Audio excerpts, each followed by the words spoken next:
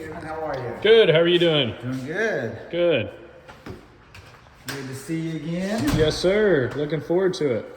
And how was the drive up here? Oh, nice and smooth. Awesome. Not bad at We all. got good weather today. I know. Bluebird Day. So, yeah. Have a good walk through today. All right, so today we're here for your NHO, your new home orientation. Yes, sir. We will walk and talk about the house, kind of the ins and outs. I'll show you a few little details of where everything's at, how it works, maintenance, things like that. We'll also discuss a little bit of a warranty as we go through. If you have any questions, or if I'm going too fast, feel free to pause, slow me down, and we'll get those questions asked and go from there. Sounds good. I don't have anything yet, but if I think of something, Okay. I'll let you know. Awesome. All right, so I like to start in the kitchen first. This is the kitchen, living room is kind of the main focal area of the house. All right, so a lot of stuff is happening in the kitchen as far as plumbing, there's electrical, you have gas, appliances, things like that. So a lot going on. We'll discuss most of it here, and then we'll walk and talk around the house, rooms, bedrooms, things like that. Okay. Sounds good. All right. So first things first, you do have granite countertops. Okay, they are not sealed. You can get it sealed as far as coating it, making sure it lasts maybe a little bit longer, a little bit more durable, kind of stopping things from soaking through. But once you do seal it, it kind of becomes a yearly maintenance after that. Okay, sealant comes from Lowe's, Home Depot, your box stores, Amazon, and things like that. They do have that material there for you. Okay. As far as a little bit of maintenance cleaning, just like a microfiber towel, some scrubbing bubbles, clean it off, wipe it off, real easy. Avoid placing hot objects on the countertops so it doesn't crack. So use a trivet or a hot plate. You can put something on there. Okay. Sounds good. All right.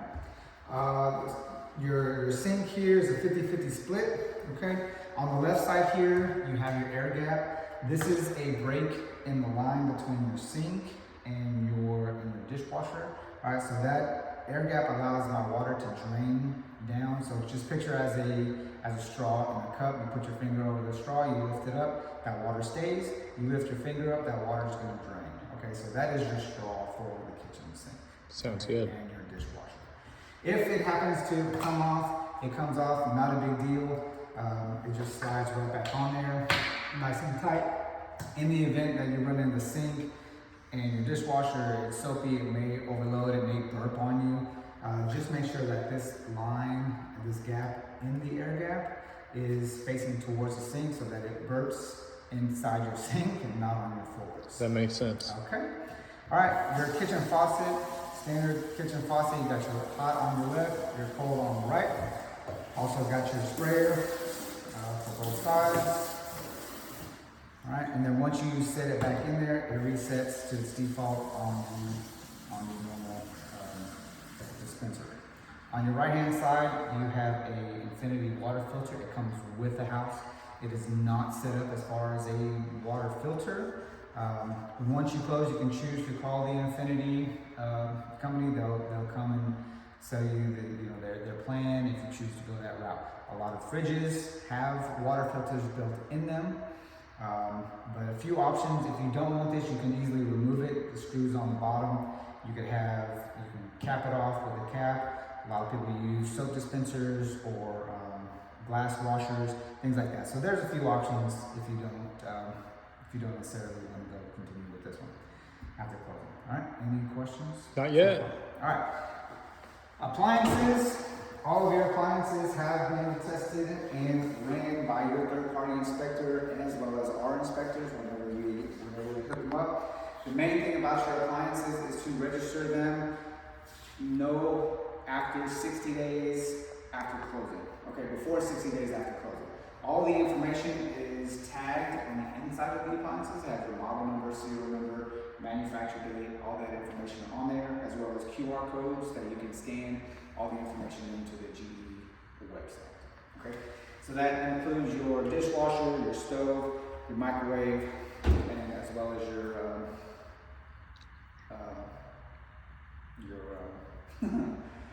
furnace in the attic. All right.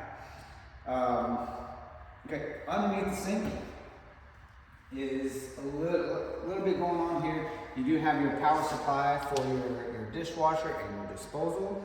For your dishwasher, you just want to make sure that you have it on. It does power. Keep that power on.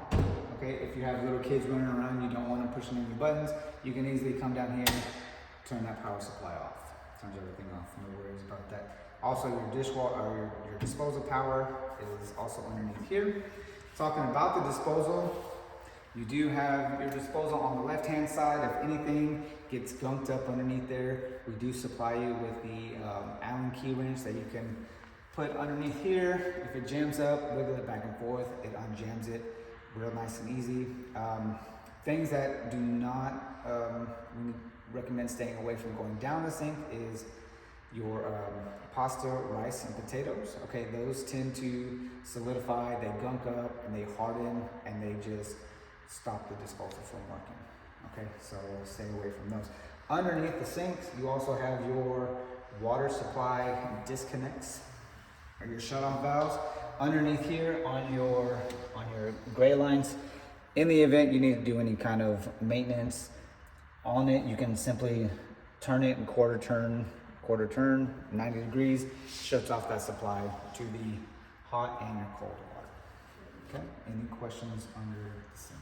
So there's a shut off for on each side, a hot and a cold. Hot and a cold. You got Okay. your red indicator, your red line over there for your hot, and your blue indicators over here for your cold. Perfect. Is that the same in the bathrooms? Same in the bathrooms, under all the vanities, and your toilets. And we'll also walk around. As we walk around, I'll show you where those are at as well. Perfect. Sounds good.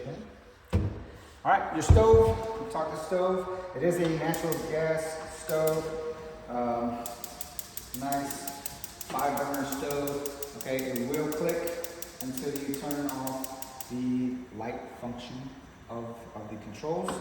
Okay. In the event that you go away for vacation or a gas smell or a gas leak, there is an emergency shut-off valve underneath the cabinets.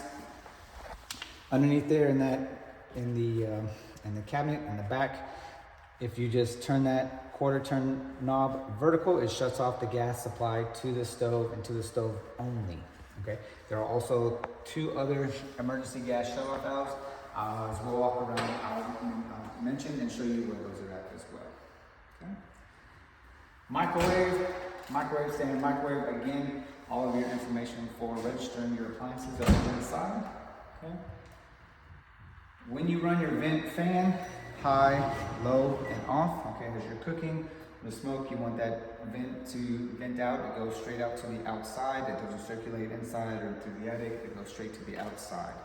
Okay, in the event of a heavy windy day, you will hear the vent flaps kind of flapping and making noise.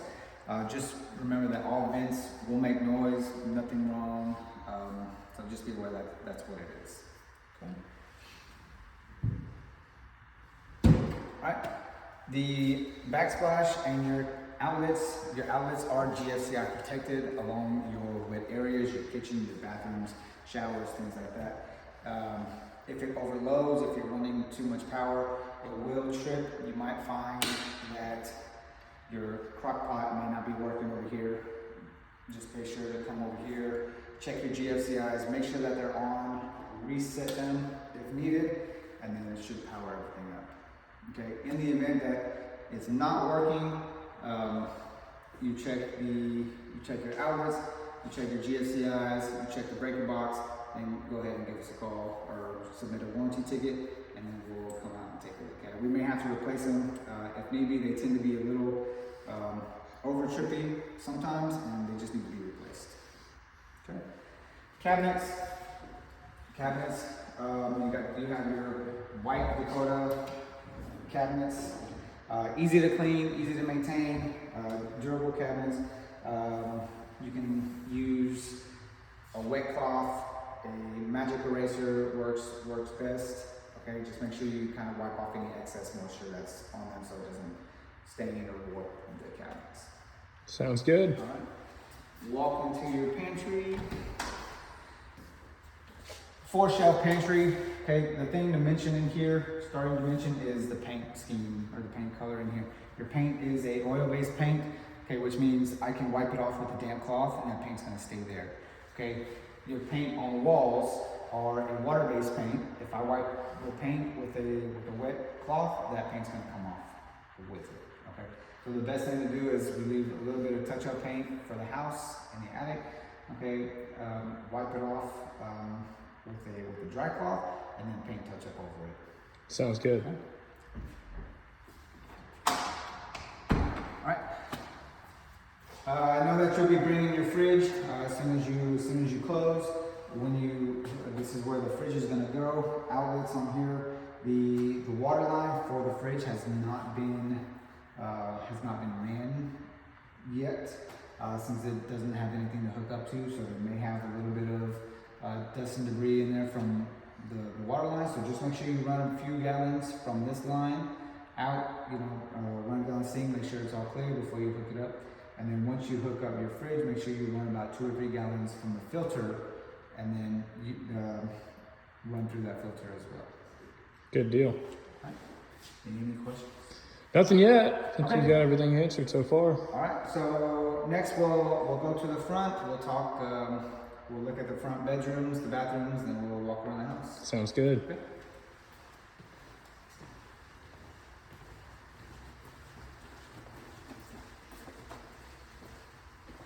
All right, so your front bedroom, when you enter, you do have your light switch. All of the bedrooms have your light switch and a fan pre-wired. Okay, so this switch on this wall is not active at the moment, but once you do, or if you decide to install a fan, it is already pre-wired for your fan. Okay, all bedrooms are wired for the smoke alarms inside the bedrooms. Okay, and then in your common areas, you have your front door and your back door, you have your combination smoke alarm and your carbon monoxide detectors. Good deal. All right. Real quick on the operation of the blinds and your windows, real easy. These tend to be a little bit heavy. Pull out so you don't scratch the inside walls. Okay, pull down, lift up, real easy operation. Okay, to access your window screens, okay, on here the window tabs, left to lock, right to unlock. Simply unlock, push up, and that window is going to stay. These tabs on the front, push in, pull out. Okay, just make sure you hang on to the window. There's no spring in here, so just make sure it doesn't fall on you or onto the ground so it doesn't break. The window screens are plugged in by the tabs. Okay? This will allow you to clean the window screens and then also clean the windows, dust off any dust particles, anything like that. Okay? So real simple operation on the windows.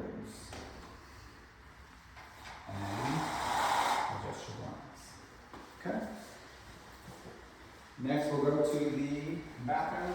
One main thing about the bathroom is this bathroom is very important. Underneath the sink, you do have your primary AC drain. This sink is different from all the other sinks because of this, the primary AC drain here. Okay, when your AC is running, creating condensation, that condensation is running down the PVC pipe down to this line. It's not draining into the sink, but it's draining under these pipes here. Okay, that is your primary AC drain, right? If this drain clogs up, mold, mildew, we also have a secondary AC drain. I'll show you where that is, okay? There's a pipe in the attic where you will pour 1 cup water, 1 cup bleach every 3 or 4 months. Pour it in there, it'll clean that line out, prevent from clogging up and running through your secondary AC drain, okay?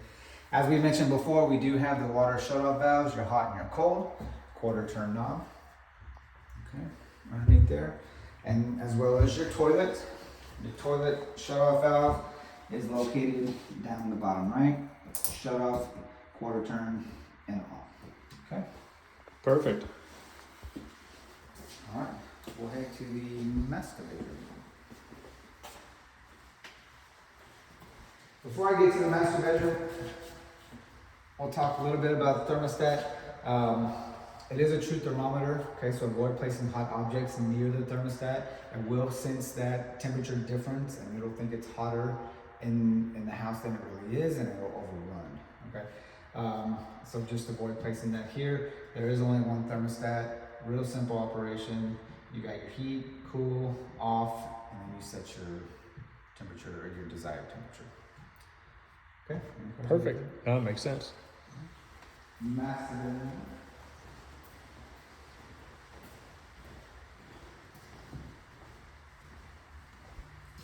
All right, so your master bedroom, you got your lights, your fans. Again, you have your smoke alarms.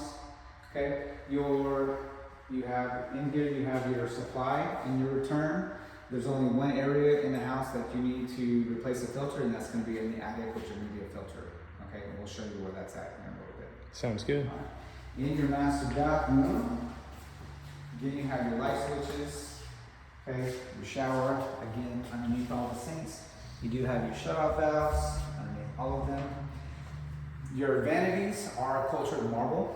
Okay, they do not have the overfill drain on the inside, so just be careful if you plug it up and you decide to run the hot water for a little bit, just make sure it gets turned off or it will overflow.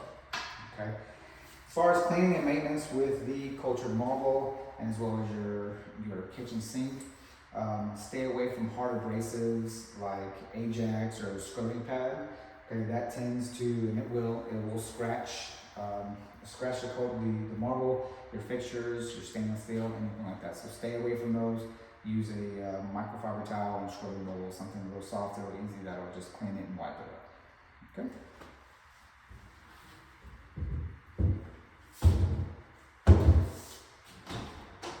All right, bathroom. You got your light and your fan. Down on the left-hand side, you do have your shut-off valve on the left there. Okay. Cool.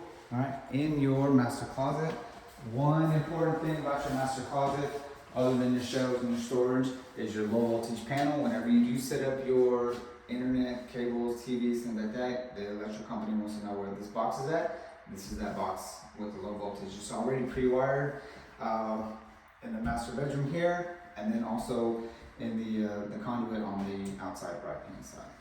Sounds Okay? good. They're just gonna know where that's at, and that's where that box is. Great. All right, any questions? No, sir. All right, we'll conclude in the kitchen. We'll talk a little bit about warranty, and then that'll be it for the day. All right.